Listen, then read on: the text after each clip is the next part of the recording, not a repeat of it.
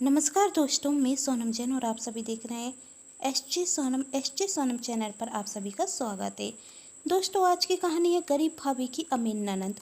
यदि आप सभी को मेरे द्वारा लिखी गई ये कहानी पसंद आए तो चैनल को सब्सक्राइब कर लीजिएगा और पास में जो बेल आइकन का बटन है उसे प्रेस करना बिल्कुल ना भूलें, क्योंकि उसी से ही मिलेंगी आप सभी को मेरी आने वाली हर कहानी की नोटिफिकेशन। कहानी पसंद आने पर वीडियो को लाइक जरूर कीजिएगा, क्योंकि जब आप करते हैं वीडियो को लाइक तो मुझे मिलती है नई नई कहानियाँ लिखने के लिए प्रेरणा। और हाँ, कहानी को अपनों के साथ शेयर करना बिल्कुल ना भूलें। तो चलिए कहानी शुरू करते हैं। अंजलि आज अपने मायके जा रही थी। उसके मायके में उसके माता पिता, 4 भाई और उनकी पत्नी और उनके बच्चे रहते थे।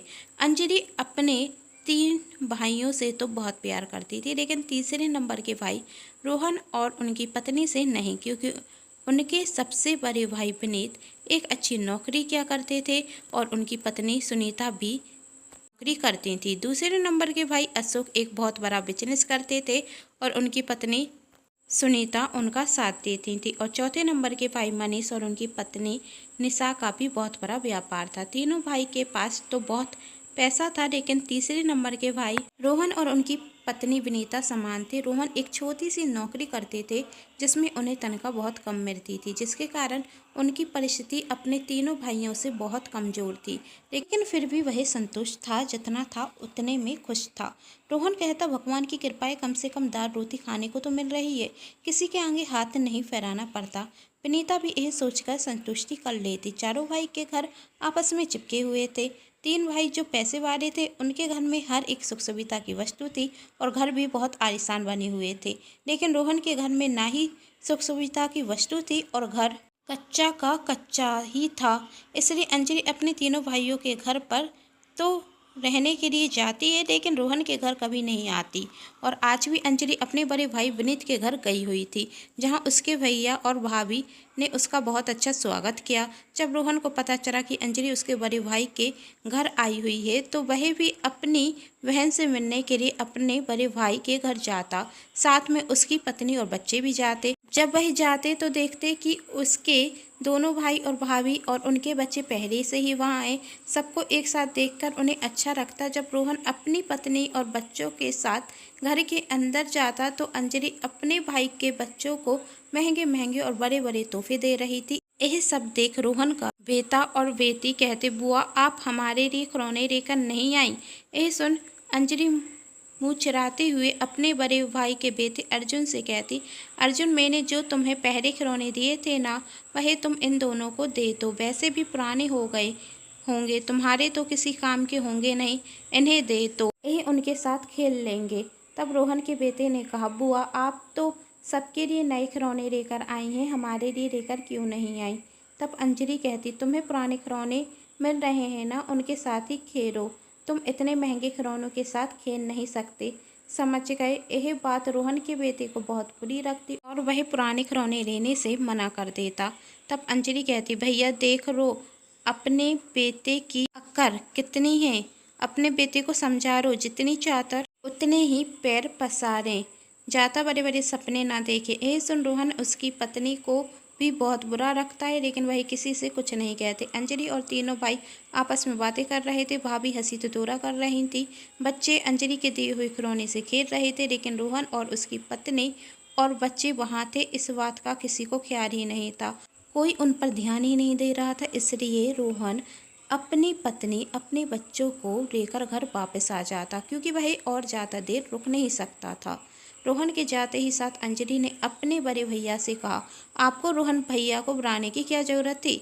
तब विनीत कहता, मैंने तो सिर्फ अशोक और मनीष को ही बुलाया था, रोहन के आने की तो हमें कोई खबर ही नहीं थी, क्या तुम दोनों ने कुछ कहा था। तब अशोक और मनीष कहते, नहीं नहीं भैया, हमारी भी रोहन से कोई बात नहीं हुई, रखता है आते हुए देख लिया होगा। रोहन भाई साहब ने अंजलि दीदी को विनीत की पत्नी ने कहा, हाँ ऐसा ही हुआ होगा। अंजलि कहती, वैसे भी अपने घर में रहते रहते परेशान हो गए, तो उन्होंने सोचा कम से कम इसी बहाने आपके इतने बड़े आलीशान मकान में आकर कुछ समय निकाल लेंगे। यह सुन सब जोर जोर से हंसने लगते। तभी अंजलि के माता पिता भी वहाँ आते और कहते, अंजलि तुम्हें अपने भाइयों में इस तरीके का भेदभाव नहीं करना चाहिए। रोहन तो तुमसे बहुत प्यार करता है, इसलिए सिर्फ तुमसे मिलने के लिए आया, लेकिन मैं देख रही हूँ तुम में से एक ने भी रोहन और विनीता बहू से अच्छे से बात तक नहीं की और अंजलि से कहती, तेरा भाई गरीब है लेकिन तू तो पैसे वाली है ना। यदि अपने 3 भाइयों के बेटे बेटियों के लिए खिलौने लेकर आ सकती है तो क्या रोहन के बेटे और बेटियों के लिए खिलौने लेकर नहीं आ सकती। उस बेचारे ने तुझसे क्या गलत कहा था। वह अपनी बुआ से खिलौने ही तो मांग रहा था। वह तो बच्चा है लेकिन तू तो बड़ी है, तुझे तो सोच समझ कर बात करनी चाहिए। तूने उससे बहुत गलत बात की। एक बात याद रखना बेटी, समय हर किसी का एक सा नहीं होता। हर किसी का समय बदलता रहता है, इसलिए पैसों पर इतना घमंड भी मत कर कि कर के दिन पछताने का मौका भी ना मिले। तब अंजलि अपनी माँ से कहती, बस कीजिए माँ, मुझे आए हुए थोड़ा समय भी नहीं हुआ और आप मुझे भाषण देने रखें। अरे आपको तो गर्व होना चाहिए अपने इन तीन बेटों पर, लेकिन आप तो हमेशा रोहन भैया का ही पक्ष लेती हैं। तब अंजलि की माँ कहती, मुझे अपने तीनों बेटों पर बहुत गर्व है और यह बात मैं बहुत खुशी से कहती हूँ कि मेरे तीनों बेटे ने बहुत जल्द नाम कमा लिया, लेकिन इसके लिए मैं अपने रोहन को नहीं भूल सकती। वह भी मेरा बेटा है। यह तो भाग का खेल है कि मेरे 3 बेटों के पास इतना पैसा है और रोहन के पास नहीं, लेकिन इसके लिए मैं यह तो नहीं कह सकती कि वह मेरा बेटा नहीं। जितना प्यार का अधिकार इन पर है मेरा, उतना ही रोहन और उसके बच्चों पर है। मैं तेरी तरह नहीं कि पैसा देखकर भेदभाव कर सकूं। मैं माँ हूँ और माँ का प्यार हर एक बच्चे के लिए एक समान होता है और यही फर्ज बहन का भी है। तुझे भी अपने हर एक भाई से एक समान व्यवहार रखना चाहिए। तब अंजलि कहती, माँ सफ़र कर कर आई हूँ, पहले ही सिर दर्द हो रहा है। आप अपनी फालतू की बातों से सिर दर्द और मत करिए। और मैं सिर्फ भैया भाभी और बच्चों के लिए ही सामान लेकर नहीं आई हूँ, आपके और पापा के लिए भी नए कपड़े लेकर आई हूँ। जरा देखकर तो बताइए कैसे रख रहे हैं। तब अंजलि की माँ कहती, फिजूल में पैसे खर्च करने की क्या ज़रूरत थी, हमें तुम्हारे कपड़े नहीं चाहिए। तब अंजलि ने कहा, आपकी बेटी पढ़ी लिखी है, नौकरी करती है, अपने पैरों पर खड़ी हुई है, उसे किसी के आगे हाथ फैलाने की ज़रूरत नहीं है। यह पैसे मैंने अपने ससुराल वालों से नहीं मांगे हैं, तो आपको कोई परेशानी नहीं होनी चाहिए लेने में। तब अंजलि की माँ कहती, तुझे कोई नहीं समझा सकता क्योंकि तू तो सिर से लेकर पाँव तक सिर्फ घमंड में डूबी है और मैं तुम सबसे भी क्या उम्मीद रखूं। अपने बेटे और बहू की तरफ देखते हुए कहकर वहाँ से अंजलि के माता पिता चले जाते और अंजलि अपनी बड़ी बड़ी बातें अपने भैया और भाभी को सुनाने लगती है। भैया भाभी भी पीछे नहीं रहते, वह भी अपने किस्से सुनाना शुरू कर देते।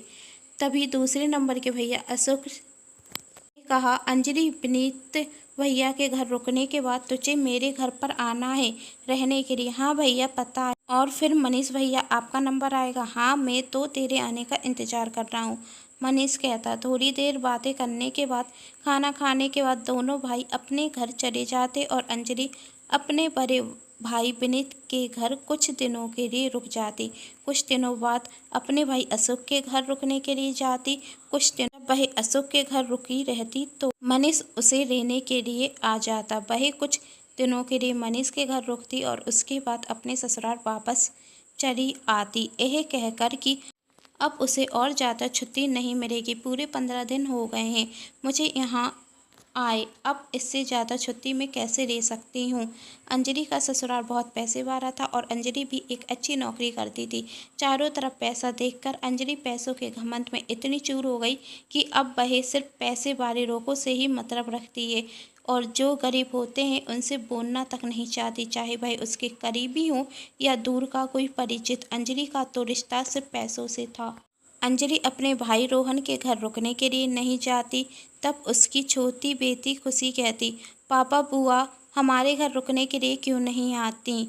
तीनों चाचा के घर तो जाती हैं। रोहन और उसकी पत्नी विनीता अपनी बेटी को कोई जवाब नहीं दे पाते, लेकिन तभी उनका बेटा आयुष कहता, क्योंकि हम गरीब हैं। तब खुशी ने कहा, यह गरीब क्या होता है। तब आयुष कहता, तुझे इसका मतलब जानने की कोई ज़रूरत नहीं, क्योंकि एक दिन मैं इतना पैसा कमा लूँगा, इतना पैसा कमा लूँगा कि सब मेरे आगे कमज़ोर होंगे। वक्त निकलता गया और 20 साल बाद रोहन के तीनों भाइयों के बेटे अपने अपने पैरों पर खड़े हुए थे। कोई अपना बिजनेस कर रहा था तो कोई एक अच्छी नौकरी कर रहा था, लेकिन अंजलि का बेटा निखिल का मन किसी भी काम में नहीं रखता। ना ही वह एक अच्छा बिजनेस कर रहा था और ना ही कोई अच्छी नौकरी, जिसके कारण अब निखिल से भी कोई बातें नहीं करता। जहां अंजलि का बेटा बेरोजगार था, वहीं रोहन का बेटा एक बहुत बड़ा कामयाब बिजनेसमैन बना, जो अपने चचेरे तीनों भाइयों से ज़्यादा पैसा कमा रहा था। और अब उसके चचेरे भाई उससे अच्छे से बातें करते, लेकिन अंजलि के बेटे को कोई महत्व नहीं देता। अब जब सब एक साथ होते तो सभी आपस में बातें करते, लेकिन अंजलि का बेटा एक एक ही जगह गुमसुम बैठा रहता। किसी को कोई फर्क ही नहीं पड़ता कि वह उनके साथ है या नहीं। यह देख अंजलि को बहुत बुरा लगता। तब अंजलि की माँ कहती, कहा था ना बेटा, वक्त सबका बदलता है। जिस भाई को तुम पूछती तक नहीं थी, आज उसकी वैल्यू कितनी बढ़ गई है। आयुष, जिसके लिए तुम खिलौने तक लाना सही नहीं समझती थी, आज इतना बड़ा बिजनेसमैन है कि सब उससे बोलने के लिए तरस रहे हैं। और तुम्हारा बेटा निखिल इतना नाकामयाब हो चुका है कि अब वह खुद ही दुखी है और कोई उससे बोलना तक नहीं चाहता। जहां आयुष और उसके सभी भाई बैठकर आपस में बातें कर रहे थे, वहीं आकर निखिल आयुष से कहता, आयुष, तुमने इतनी जल्दी इतना नाम कैसे कमा लिया। मैं तो जो भी काम करता हूँ उसमें असफल हो जाता हूँ, जिस वजह से कोई मुझसे बोलना तक नहीं चाहता। तभी आयुष के चचेरे भाई ने कहा, निखिल, आयुष के पास इतना टाइम नहीं कि वह तुमसे बातें कर सके, तो जाओ यहाँ से। निखिल दुखी होकर वहाँ से जाने लगता। तभी आयुष निखिल को रोकते हुए कहता, भैया, यदि मैं निखिल भैया से बात नहीं कर सकता तो मुझे आपसे भी बात नहीं करनी चाहिए, क्योंकि जो व्यवहार बुआ ने हमारे साथ किया है वही व्यवहार चाचा जी ने भी हमारे साथ किया है। लेकिन मैं सब कुछ भूला कर आप सभी के साथ इसलिए बैठा हूँ क्योंकि मैं एक नई शुरुआत करना चाहता हूँ। और निखिल भैया, आप उदास मत होइए, मेरा व्यापार बहुत बड़ा है, यदि आप चाहें तो मेरे साथ काम कर सकते हैं। सच में आयुष? आयुष ने हाँ में जवाब दिया। अंजलि कहती, आयुष, तुम कितने अच्छे हो। तब आयुष कहता, बुआ जी, आपने जो किया उसके बाद मुझे ऐसा तो नहीं करना चाहिए। आपने तो हमारे लिए खिलौने तक लाना सही नहीं समझा। मुझे तो आपसे बहुत नफरत है, लेकिन माँ और पापा के कहने पर मैं अपनी सारी नफरत भुला चुका हूँ, इसलिए सिर्फ एक नई शुरुआत कर रहा हूँ। लेकिन इसके बाद भी आपने गरीब और अमीर में भेदभाव रखा ना, तो फिर मैं भी किसी की मदद नहीं करूँगा। मुझे अपनी गलती का एहसास है, अंजलि कहती और रोने लगती। दोस्तों, यदि आप सभी को आई ये कहानी पसंद तो अपनों के साथ शेयर कर दीजिएगा, वीडियो को लाइक ज़रूर कीजिएगा और कहानी के बारे में आप क्या कहना चाहते हैं नीचे कमेंट बॉक्स में लिखकर ज़रूर बताइएगा। और चैनल तो अभी तक सब्सक्राइब कर लिया है ना? नहीं किया है तो जल्दी से कर लीजिएगा, क्योंकि इस चैनल पर मिलती रहेंगी आप सभी को हर दिन एक नई कहानी देखने के लिए। Thanks for watching.